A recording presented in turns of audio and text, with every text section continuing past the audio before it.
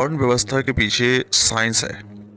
कुछ लोग लेकिन इन्हें हाइपोथेटिकल भी मानते हैं। कुछ लोग साइंस जानते हैं जो कि वर्ण व्यवस्था के पीछे क्या साइंस है, तो उन्हें तो पता है, लेकिन बहुत सारे लोग ये बात नहीं जानते कि दरअसल वर्ण व्यवस्था के पीछे क्या साइंस है। तो आज यह वीडियो उन तमाम सारे व्यूअर के लिए बहुत ही इंपॉर्टेंट होने वाला है जो ये नहीं जानते हैं कि वर्ण व्यवस्था के पीछे साइंस क्या है।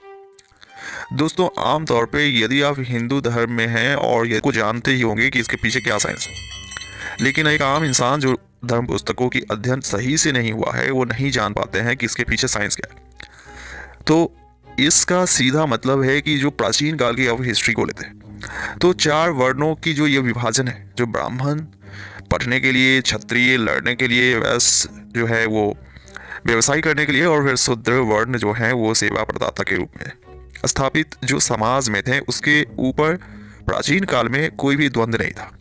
सबके अंदर एक्सेप्टेबिलिटी थी, जो ट्रुथ है उसको एक्सेप्ट करते थे। लेकिन अभी के दौर में ये एक कंट्रोवर्शियल इश्यूज बन चुका है। आज मैंने सोचा कि चलिए अपने व्यूअर के लिए इस जानकारी को रखते हैं सामने। आप सभी का दोस्तों आसर एजुकेशन पे स्वागत है। दोस्तों, आज इस वीडियो में हम वर्ण व्यवस्था की हिस्ट्री को ही देखेंगे। इनमें तीन फेज में हम इसे बांट सकते हैं, जो एक एंशिएंट टाइम है, दूसरा जो मेडिवल टाइम है, एंड जो थर्ड वन है वो मॉडर्न टाइम में क्या सिचुएशन है। दोस्तों, प्राचीन काल में वर्ण व्यवस्था का जो कहा जाता है कर्म के आधार पर निर्धारण होता है, ये हमें मिलता है तब कॉन्टेक्स्ट जब हम भगवत गीता या तो आपको रामचरितमानस की अध्ययन करते हैं।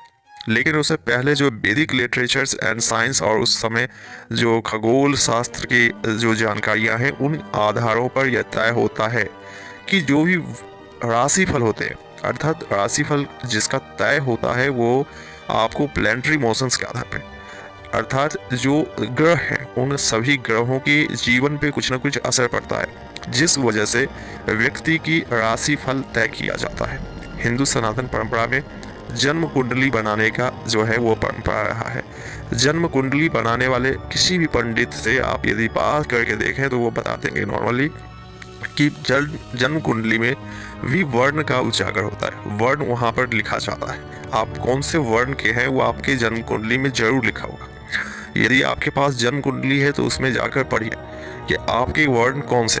उनमें आप हो सकता है कि ब्राह्मण घर में जन्म लेने के बाद भी आपकी जन्म कुंडली में शूद्र लिखा गया हो, या वैश्य या क्षत्रिय लिखा गया हो। इसके पीछे जो साइंस है, क्योंकि यह एक परंपरा है जो हमेशा से ही अपनाया गया है खगोल शास्त्र के अध्ययन से। खगोल शास्त्रों में राशि फल के आधार पे तीन तीन राशि की कैटेगरी है, जो मानिए जैसे मीन, कर्क, इस तरीके के जो आप स्क्रीन पे देख रहे हैं, इस प्रकार से तीन वर्णों का कैटेगरी है, और तीन तीन वर्ण कुल मिलाकर 12 होते हैं, और यही 4 इंटू 3 जो है वो इक्वल टू 12 राशिफल बनता है। और राशिफल निर्धारण करता है कि कौन किस वर्ण में जाएगा। तो यह एक तो इसके पीछे साइंस मैंने बता दिया जो प्राचीन काल में चलता था, और जो खगोल शास्त्र के आधार पे बिल्कुल ही साइंटिफिक चीज है।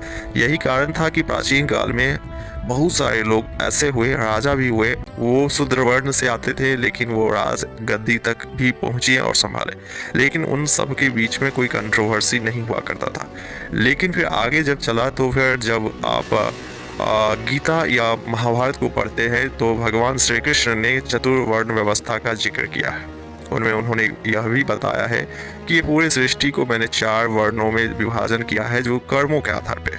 तो पहले तो साइंस था इसके पीछे, विज्ञान, और फिर जो है कर्म आ गया।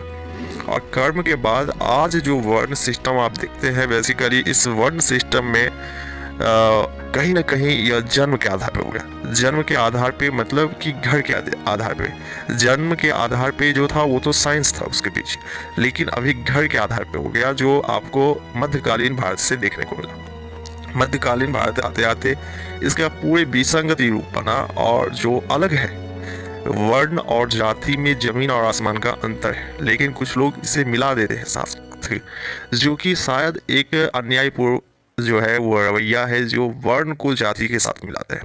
क्योंकि वर्ण और जाति में बिल्कुल ही अलग कंसेप्ट है। जाति में पॉजिटिव और निगेटिव दोनों ही चीजें हैं, जबकि वर्ण में पॉजिटिव ही चीजें हैं, जो क्योंकि साइंस है।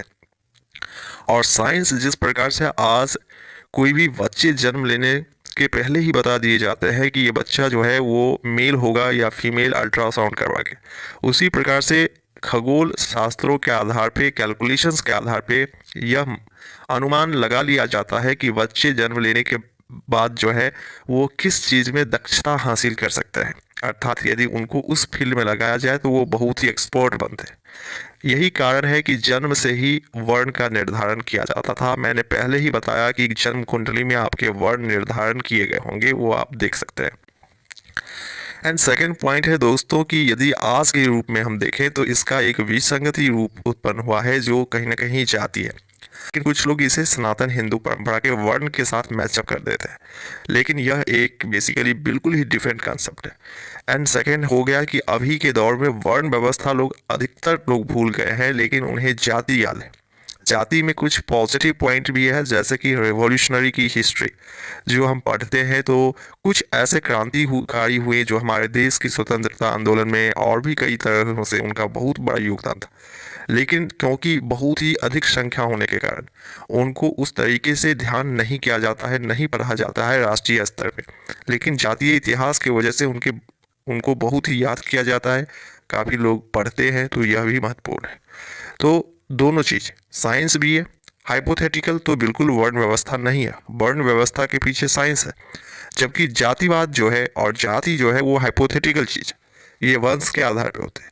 तो आई होप सो कि आपको ये जो कन्फ्यूजन है कि क्या इसके पीछे साइंस है वो उसका जानकारी मिला होगा। चैनल पे नए हैं तो चैनल को लाइक, शेयर और सब्सक्राइब करना ना भूलिएगा दोस्तों। जय